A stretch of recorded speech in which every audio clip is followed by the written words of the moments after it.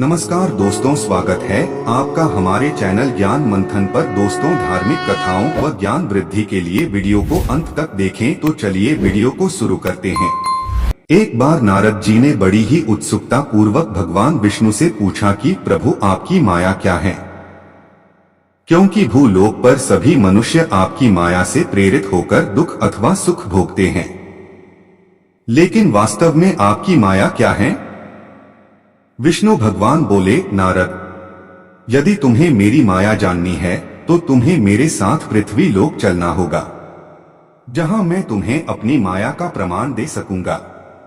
नारद को अपनी माया दिखाने के लिए भगवान विष्णु नारद को लेकर एक विशाल रेगिस्तान से पृथ्वी लोक जा रहे थे। यहाँ दूर दूर तक कोई मनुष्य तो क्या, जीव जंतु भी दिखाई नहीं पड़ रहा था। नारद जी विष्णु भगवान के पीछे पीछे रेगिस्तान की गर्म रेत को पार करते हुए आगे बढ़ते रहे। चलते चलते नारद जी को मनुष्य की ही भांति गर्मी और भूख प्यास का एहसास होने लगा। तभी कुछ दूरी पर उन्हें एक छोटी सी नदी दिखाई दी। नारद जी अपनी प्यास बुझाने के लिए उस नदी के पास पहुंच गए। तभी उन्हें कुछ दूरी पर एक सुंदर कन्या दिखाई दी, जिसके रूप को देखकर नारद मुनि उस कन्या पर मोहित हो गए। नारद जी ने उसके पास जाकर उससे वीरान जगह पर आने का कारण पूछा। कन्या ने बताया कि वह पास के ही एक नगर की राजकुमारी है और अपने कुछ सैनिकों के साथ रास्ता भटक गई है। नारद मुनि भी राजकुमारी के साथ उसके राज्य में पहुंच जाते हैं। राजकुमारी सब हाल अपने पिता को बताती है। राजा प्रसन्न होकर अपनी पुत्री का विवाह नारद जी से कर देते हैं और सारा राजपाट नारद मुनि को सौंपकर स्वयं सन्यासी बन जाते हैं।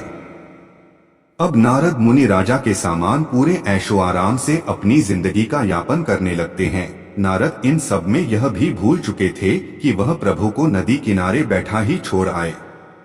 समय बीतने के साथ नारद को उस राजकुमारी से 2 संतानें भी हो गई।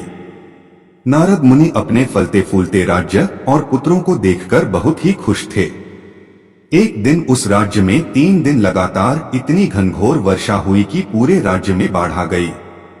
सभी लोग अपनी सुरक्षा के उद्देश्य से इधर उधर भागने लगे। नारद भी एक नाव में अपनी पत्नी और दोनों बच्चों को लेकर सुरक्षित स्थान की खोज में चल दिए। बाढ़ इतना भयानक रूप ले चुकी थी कि राज्य से निकलते हुए नारद की पत्नी नाव से नीचे गिर गई और तेज बहाव के साथ ही बह गई। नारद शोक करते हुए जैसे तैसे राज्य से बाहर उसी नदिया पहुंचे जहां नारद जी प्रभु के साथ अपनी प्यास बुझाने के लिए आए थे।